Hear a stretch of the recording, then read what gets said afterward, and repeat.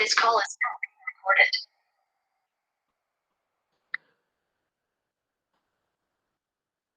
A quick recap of previous class.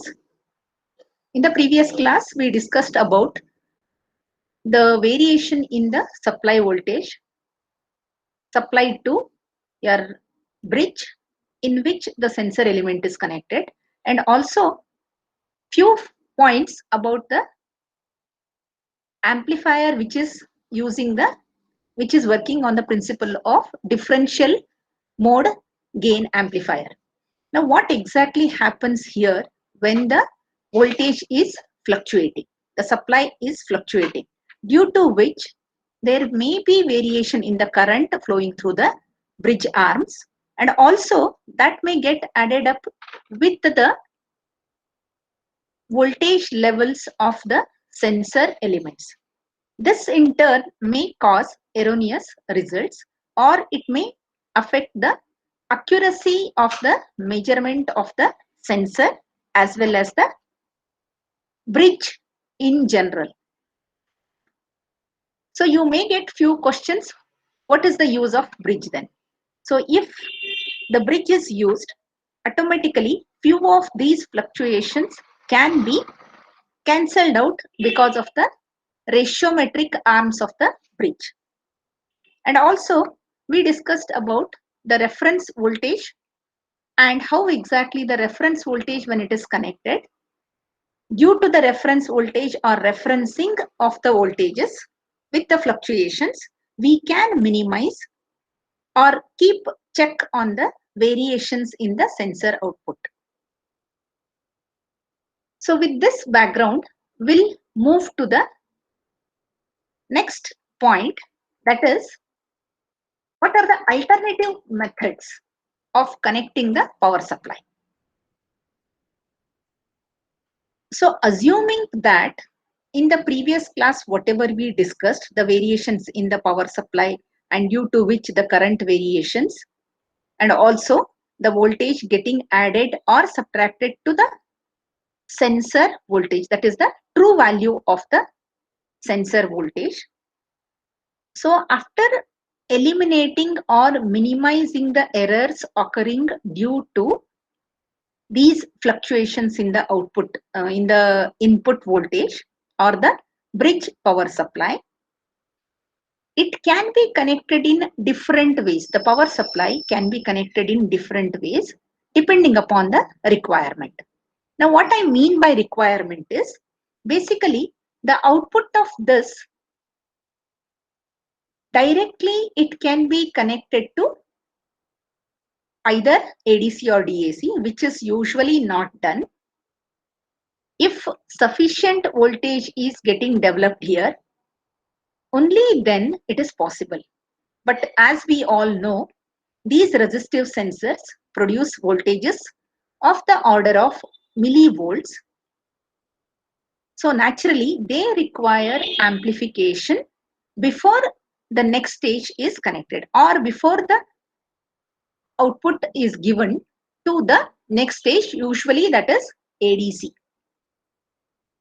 So that's why here an instrumentation amplifier or a simple amplifier for today's class. Simple amplifier is connected. Now this amplifier, if it is getting the input of the type, the difference voltage. Now what I mean by difference voltage is, here you can see in the first diagram, the power supply is connected like this. Usual configuration of the bridge is like across two terminals you connect the galvanometer, opposite terminals, and across the other two terminals you connect the power supply. When you connect the power supply like this, assume for the time being this VF is not there. Directly from the supply you are connecting. Under such cases, one point is always maintained as or called as ground potential. So it is providing the reference. And another point is, say whatever is the positive voltage. Like this, the bridge is getting supply. And whatever voltage you get here, it is exclusively the difference voltage. It has got no reference point as ground or any other reference point. It is not measured with respect to any reference voltage. It is purely the difference voltage which is produced by the imbalance, or you can say which is proportional to the sensing element resistance. So understand here clearly, this is the difference voltage which is being produced. It has got no reference point, no ground potential. You are not measuring it with respect to ground potential. Ground may be at any other potential, but here exclusively it is the difference. The points are at two different voltages and that difference voltage is being measured. So when you are measuring such a difference voltage, can this be connected to an amplifier where one of the point is ground or one of the references is ground, the other one is the potential point? If you do that, already you are causing the error in the measurement, because ground potential is different and the difference in the point potential is different aspect. So here you are generating the difference voltage. So that has to be measured or amplified as difference potential only. If you use one of the point as ground, then this potential, this point automatically gets the ground potential and the other point automatically gets adjusted to the potential with respect to this. So you are not actually measuring the difference voltage, though you are producing the difference voltage here. So always under such cases, when you are getting the difference potential, it has to be amplified with the help of difference amplifier only, not with respect to ground potential. So under such cases, you require the difference amplifier here to be connected for the amplification. So here actually this we'll talk about this VF now, or the V reference. So here actually this is connected from a floating voltage. So here also this does not have the other terminal connected to ground. So it can be any point where the reference voltage can be connected to this positive terminal, can be connected to any potential, and the negative one is grounded. So this is called as a floating power supply,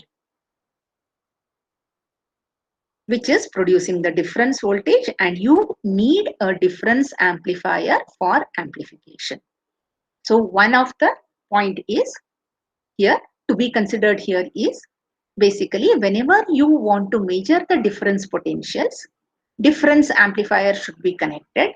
Under such cases, the floating power supply combination or the connection is usually preferred.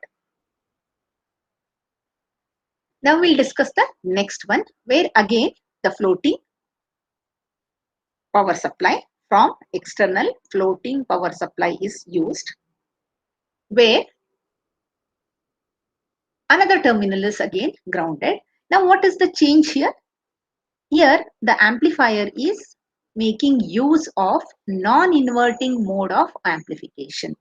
Though the difference voltage is getting developed, that is being converted to a non-inverting, or even you can use inverting also. But usually non-inverting, if it is used, one stage of amplification is enough. If you use inverting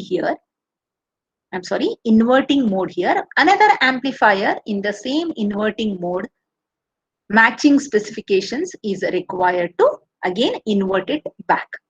So usually preferred way is non-inverting mode with proper gain. Now here what is done? This terminal is connected to ground, where the reference is provided by another two supplies which are providing the voltage here, which are supplying to the op-amp. That means op-amp and the bridge, they are maintained at the same ground potential. Understand here?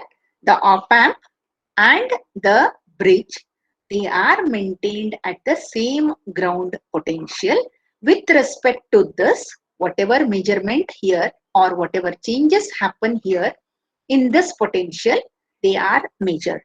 So the common reference point for these two is this ground. So whatever potential is getting developed here, that can be directly given to your non-inverting or inverting point. So here it is given to non-inverting, and just check here, this inverting is not directly connected to ground. If it is connected to ground, what will happen? Basically, the op-amp works on the virtual ground concept. Now, when I say virtual ground concept, this other terminal is brought to the same potential as this. Whatever you connect here, that will go waste. So this will not work as a non-inverting mode. That's why what is done here? Through a resistor, it is grounded. That means whatever potential you connect here, this terminal also will be brought to the same potential with the help of this bridge network. Because output part of this is connected here and the feedback part is taken care of this particular resistor through which you are grounding. Because basic working principle of op-amp is virtual ground. So whatever is the potential of this, automatically this also gets. And here the differential concept works and you get the non-inverting output with the gain of 1 plus RB by RA.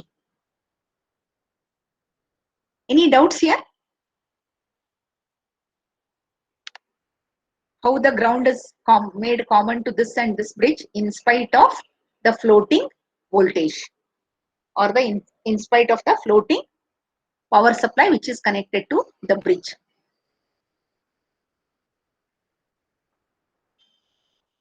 Okay, let me discuss the next circuit. Here, one of the terminals is connected to ground. Similar to this, only thing here, this is not connected to common reference. So this is called as the floating bridge or the floating power supply connection to the bridge, where the reference is not common to these two, whereas the output measurement is with respect to ground. See the change.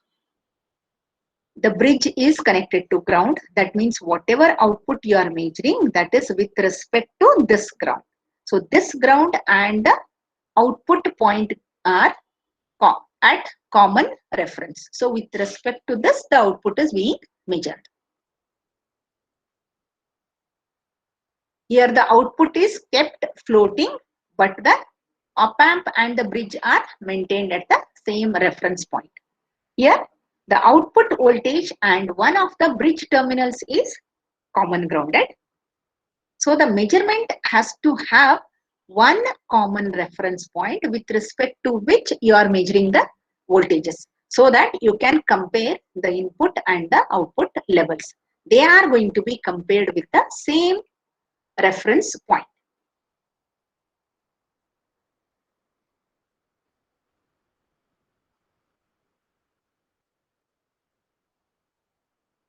So here you can see in this is also a non-inverting mode.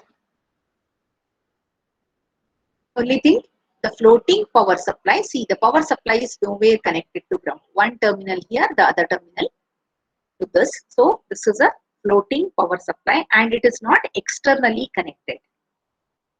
So it is a single supply with a DC power pack basically, with positive terminal connected here, negative here, and the third junction is maintained at ground, which is going to be the common reference for the output measurement. In differential amplifier, I will highlight on this configuration little bit. And this is similar type of a configuration where you're using both inverting or non-inverting, any one gets switched on The other one goes to this bridge network or the voltage divider network. And depending upon how much potential is coming here, you can see one terminal over here, the other terminal. So the difference voltage, whatever is here available, that is getting charged and that is getting transmitted to the difference amplifier end only. So even this circuit, little more advantage of this particular kind of a network where the capacitors are used for charging and discharging, the CS and CH capacitors. I will discuss little more on this in instrumentation amplifiers. After studying the CMRR and the input impedance factors, I will discuss this. So here these are the different configurations where grounding or floating power supplies can be used for bridges for the measurement of or the sensor sensing the voltages.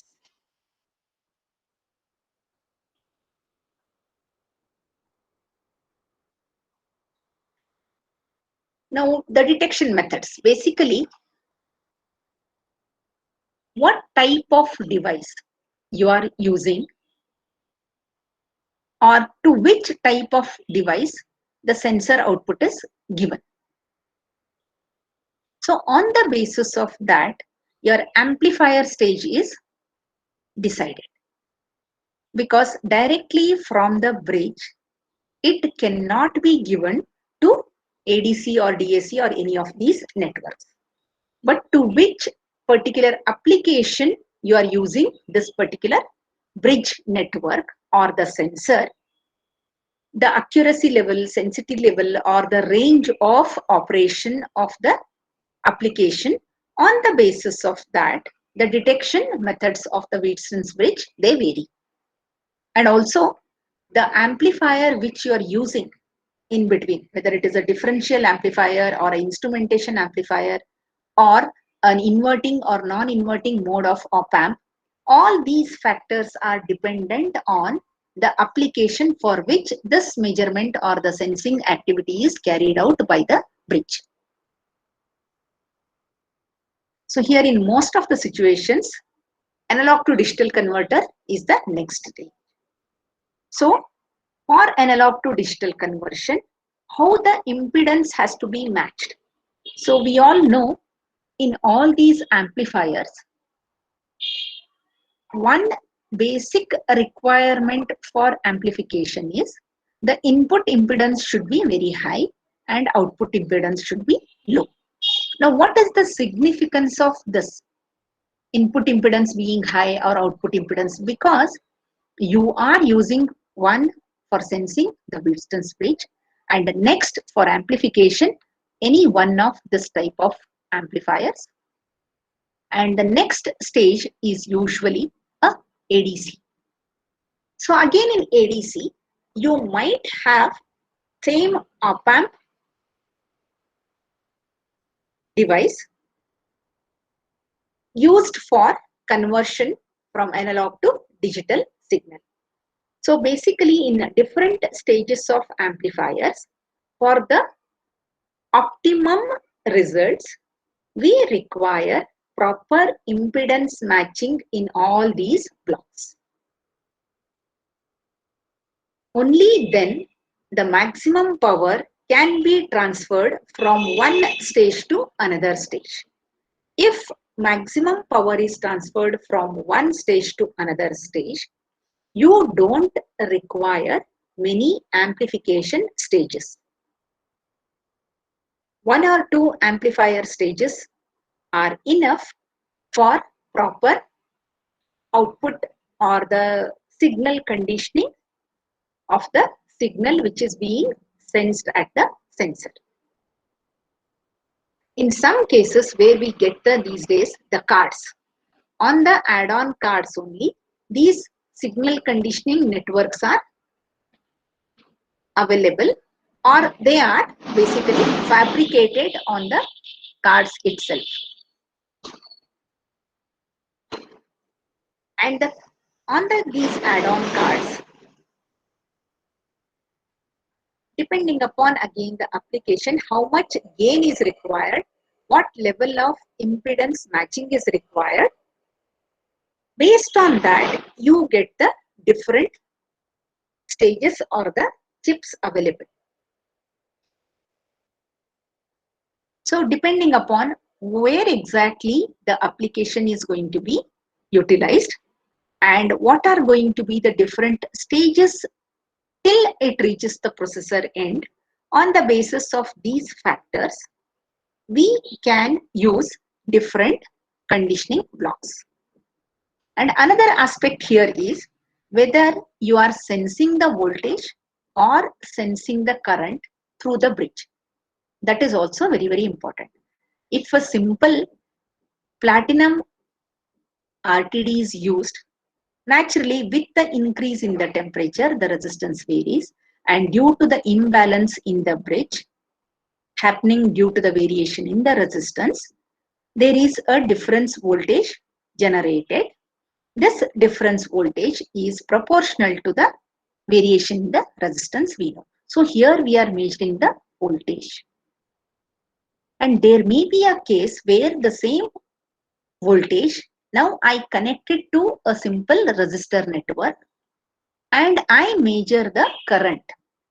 So the same difference voltage, if I connect it to a current reader, always it is not possible to read the current or sense the current. If you want to sense the current, further you need proper resistance there. If the resistance in the next block is very, very high, then naturally this current will not flow only because the current always takes the least resistance path. So if you are sensing the current, the resistance matching is even more crucial, or the impedance matching is even more crucial. Otherwise, you may lose the data there. Similarly, if the voltage is being sensed, high resistance is required there to make this drop across the particular impedance. So this kind of a proper adjustment or proper impedance matching is required depending upon which parameter you sense, whether voltage or current. And this we have come across actually in your NA lab, where the current meters, we were using them in series. And if the current meters, when they are used in series, especially the emitters,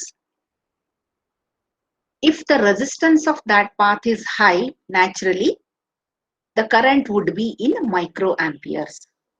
So here also same thing. Already the voltage produced is in millivolts. This millivolt cannot give you current of the order of amperes. That will be usually, if you connect a kilo ohm resistor, it will be in microamperes. So it is very, very difficult to use this kind of a circuit. Under such cases, a small resistor which is in ohms, if you connect, then the current which you read also will be in milliamperes only. So this kind of proper decision making to use a proper network, whether you are using voltage sensing method or current sensing method, is to be taken here.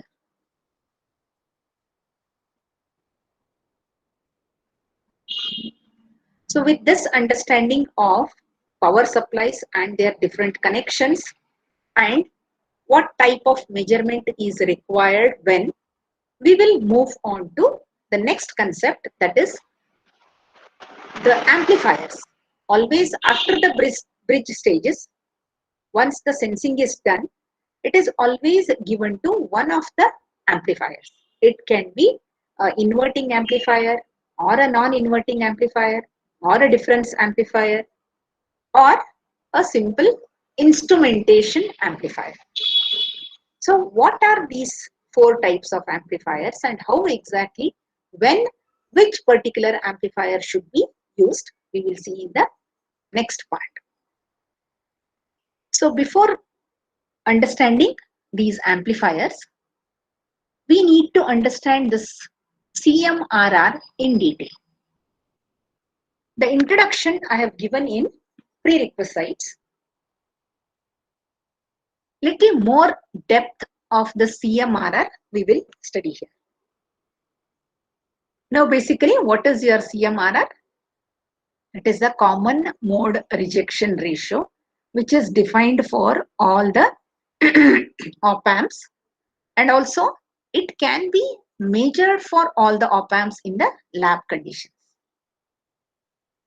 So it is basically the ratio of differential mode gain to common mode gain. Now there are two terminals in op-amp. So what is the differential mode gain? The differential mode gain is basically when two different voltages are given to the op-amp. What is the difference in the voltages at the two terminals where you are giving the input? That is between the inverting and non-inverting terminals. How much difference voltage is getting generated? That is the differential voltage. VD usually it is represented by. And the gain or the output available due to this difference voltage is called as the difference gain. Simply output by input, whatever output you generate due to the difference voltage which you have applied. So the ratio of these two gives you the difference gain. Now what is the common mode gain? Common mode gain is basically the same signal when you give it to these two terminals. From the same power supply point, assume that you are giving a sinusoidal signal from the function generator. From the same point, I give to inverting terminal also, and another patch cord I take and that I give it to non-inverting terminal. Now from the same source, I am giving the common mode signals, the common signals. Now, according to our understanding, now the difference voltage generated between them should be equal to 0 because same signal we are giving. So the inverting terminal, always the signal has to be inverted.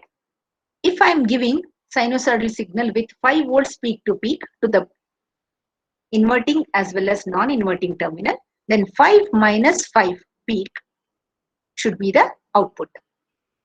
That is 0 is the input, so naturally output will also be 0. So for the common mode signals, the output should be 0. For the difference mode signals, the output should be infinite. For ideal cases, but for practical cases, substantially the differential voltage gain is very, very high, but the common mode should be 0. In the above formula for CMRR, which is equal to AD by AC, if I substitute some numerical value, say 10, 15 for AD and 0 for AC, then the CMRR is equal to infinite. Anything by 0 gives me infinite. So in ideal cases, CMRR is infinite. This is because assuming AC is equal to 0 or the common mode gain is equal to 0. So this is the definition of CMRR. Now what is the importance of the CMRR? Basically, it is a measure of how much the common mode signals are rejected. And basic principle of op-amps is only the difference signals are going to be amplified and common mode signals are going to be rejected. They are not going to be amplified. So when we have the amplifier itself designed for producing gain only for difference signals, under such cases, this finds a lot of importance because our aim in designing this op-amp is to reject all the common mode signals. So by how much factor the common mode signals are getting rejected, So this CMRR gives the measure of this particular factor. So it is a measure of rejection of common mode signals, and basically in all the instrumentation amplifiers only the different signals are amplified in the configuration. So in most of the cases this instrumentation amplifiers are preferred, and this CMRR rejection ratio finds application in these instrumentation amplifiers. So basically it is the measure of how much the common mode signals are rejected. If I say infinite is the answer, then all the common mode signals are rejected. Only then you get the infinite mode gain. If I say that 10 is the ratio, and always this is expressed in dBs. So 10 dB if it is the ratio, then by this measure the common mode signals are rejected. Some are allowed. Now how to measure CMRR? So as I mentioned just now, by connecting same signal, usually sinusoidal waves are used for all these measurements, so that even the frequency, that is not the DC ones, are not used, because it always changes with the frequency, because it is dependent on gain, and gain is a dependent factor on frequency. Gain is always dependent on frequency of the input signal. So because it is a ratio of two gains and the two gains are dependent on frequency of the input signal, naturally CMRR is also dependent on frequency. So whenever the measurement is done, always the frequency variable signals are given. That too, sinusoidal signal is given, because whether it is cosine change to cosine or any phase reversals or anything is happening, the main basic form of the wave is not changed. So because of that, sinusoidal signals are always used in the measurement of CMRR. And the setup is, as I said just now, what I discussed, the same signal sinusoidal of around 1K or 2K is used and connected to the two terminals, and the gain is measured. The frequency is varied. How we make use in case of the amplifiers, the response is taken. Similarly, here also the response is measured. Over a wide range, the difference gain AD is calculated. Similarly, AC is also calculated, and then the ratio is taken for the constant gain regions. That is how the CMRR is measured.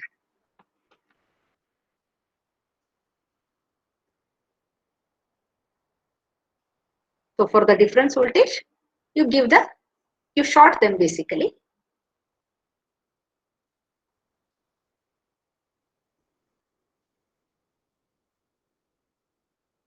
Now what is the significance of this? It's a very important specification, as it indicates how much the common mode signal is appearing or rejected. If you take the inverse of that, it is rejected. When I said infinite, it gives me the ratio, how much it is allowing. And if I inverse that, 0 signals are allowed. If I maintain it as infinite, that means no signal is allowed. The common mode gain is 0.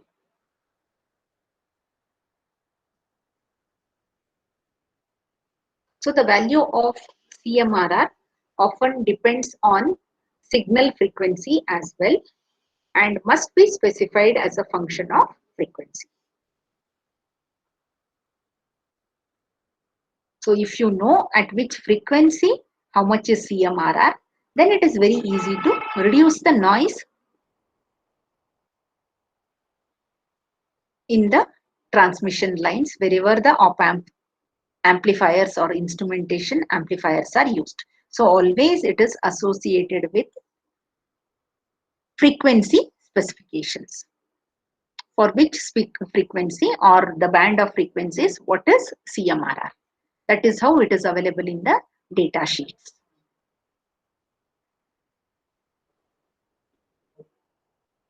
So with this understanding of common mode rejection ratio, we will move on to what is a differential amplifier. So a differential amplifier, we already know here where the input is given to these two terminals.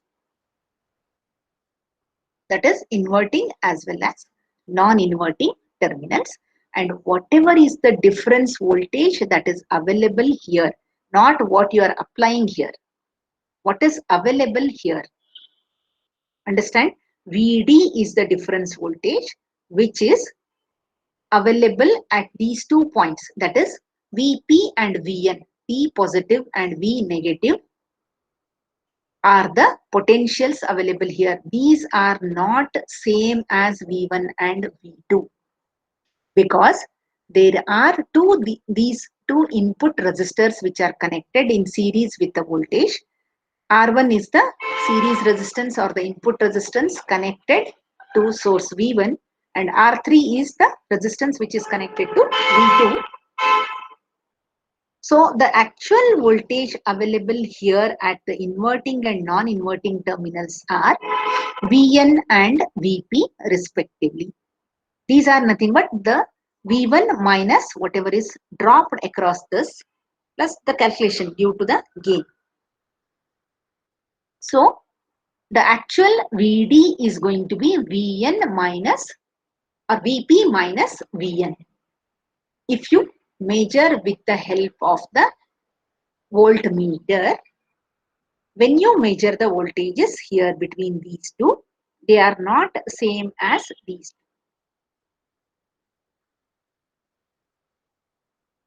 So a differential amplifier is basically a amplifier which amplifies the different signal which are available at inverting and non-inverting terminals. Now neither of which is connected to reference voltage of its power supply. Again, in the same earlier bridge case what I discussed, none of them are connected to any reference point. They are basically two different potential points. That's all.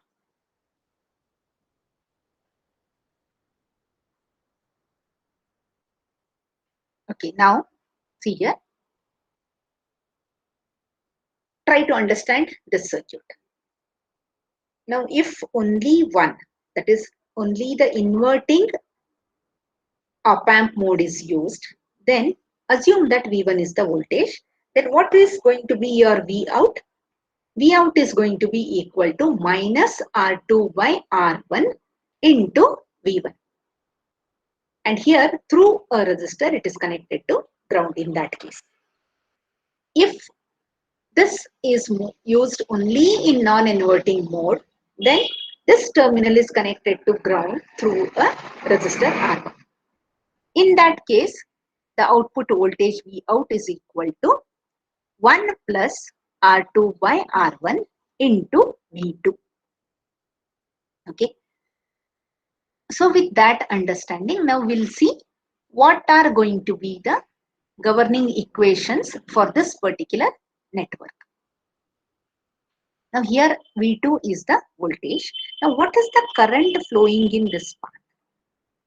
The current flowing in this path is equal to V2 divided by R3 plus R4. What is the actual potential at this point? That is Vp. Vp is equal to V2 divided by R3 plus R4, that is the current factor, into R4. Why R4? Because this resistor is with respect to ground. The other terminal is connected to ground. So the current flowing in this into the resistor R4 gives me the potential Vp which is connected to non-inverting terminal. So this is the voltage available here. And the voltage available here similarly is equal to V1 divided by R1 plus R2. And what is the gain factor? V out if you want to find out. So this potential minus this potential into gain of this particular circuit gives me the actual output voltage VO. So already we know how much is the voltage VP and how much is VN. This into gain gives me the output. Now what is the gain of this particular network? To know the gain of this particular network, already we know that, assume that it is an ideal op-amp. So AC is equal to 0. That means only the difference gain is existing. And in any feedback network, the gain of that particular circuit is given by the difference gain AD divided by 1 plus AD into beta, where beta is the feedback factor which is dependent on these two resistors because R2 is the feedback resistor. So R1 divided by R1 plus R2 gives me the feedback factor beta. So this can be simplified as AD plus beta comes in the denominator, and in the numerator what you get is AD into beta. Simple simplification. So V out will be equal to the overall gain of this circuit, which is equal to AD into beta divided by 1 plus AD into beta. And this is the difference voltage which is generated here for this particular circuit.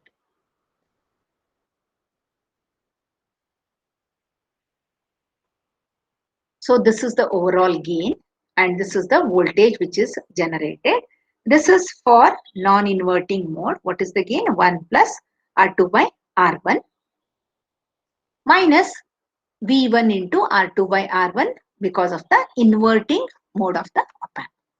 So this is the overall output voltage which is being generated here.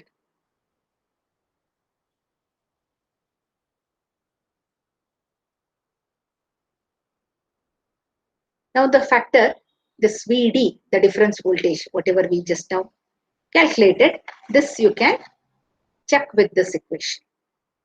This is the difference voltage and this is going to go to 0.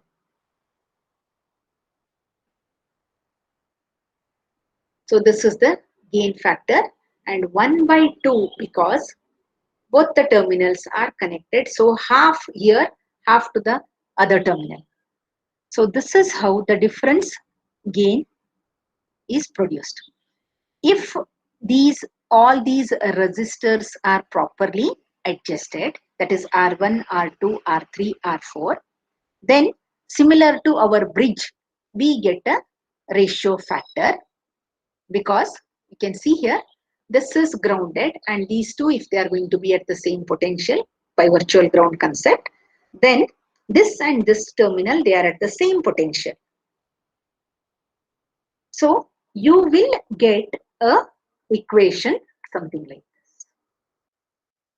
To amplify VD but not VC, we must have the common mode gain, that is AC 0, and to achieve that AC equal to 0, if you substitute this equal to 0, then what you get is this R4 R1 minus R2 R3 is equal to 0 because entire thing, this GC you equate it to 0.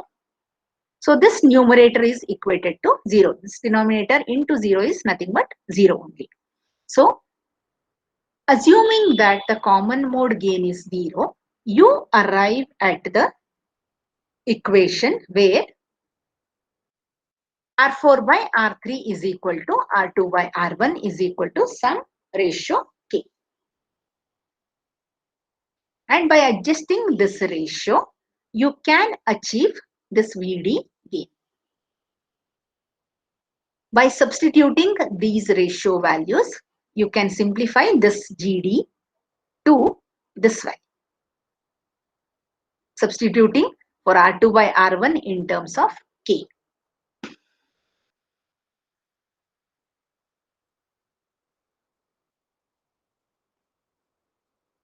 So this is the simplified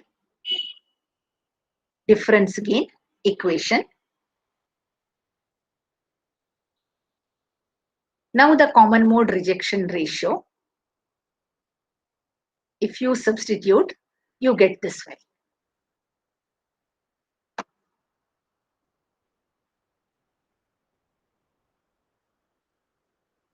Now here usually it is represented by R or C or D, IA, OA. The suffixes are usually used. Now this subscript R indicates that finite CMRR results only from resistor mismatching. If these resistors are properly matched, that is the R1, R2, R3, R4 ratio arms, if they are properly matched. Now what I mean by properly matched is not by just connecting proper values. Even the compensations, even when the temperature variations are happening, all the four must have the same variations. Only then at any point of time during the measurement, they will be properly matched. But usually this does not happen because of aging or components being the material used in these components also may vary when you replace one. So under such cases, the mismatching happens. As a result of this mismatching, it results in some finite value of common mode rejection ratio. If this goes to 0, then common mode rejection ratio will be always infinite only. So usually some value will be there. This kind of a accurate matching is not practical. So you do get some finite value. Now with that finite value, you can approximate it to this kind of a.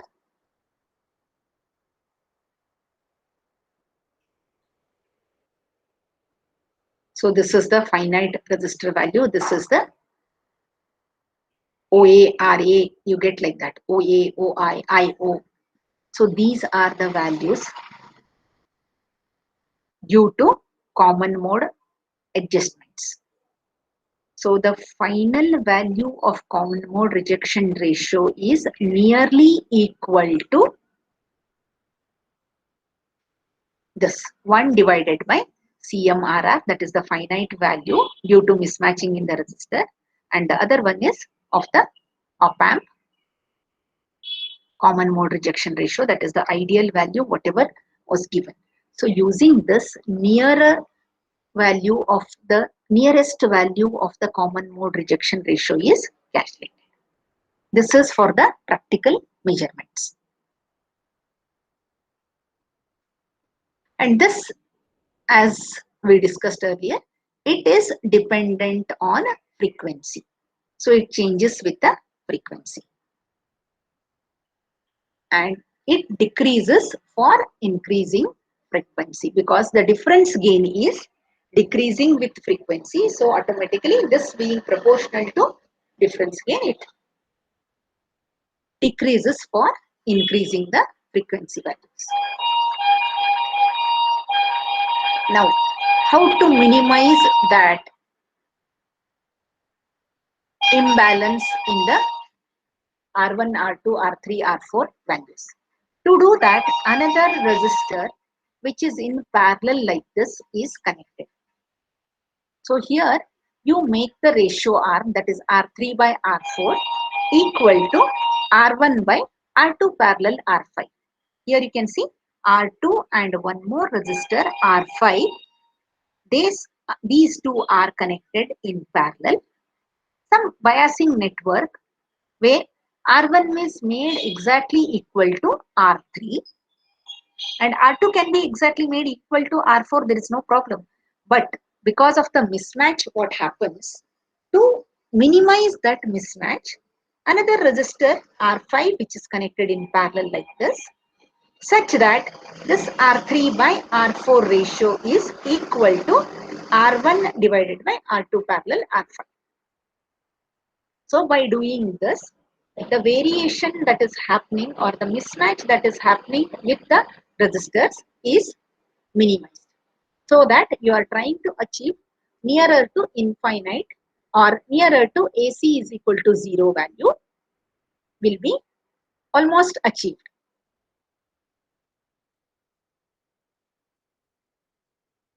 So these basic parameters I will discuss in the next class.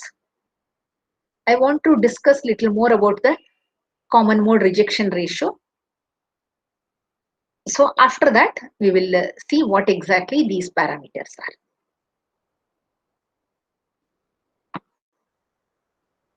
Thank you.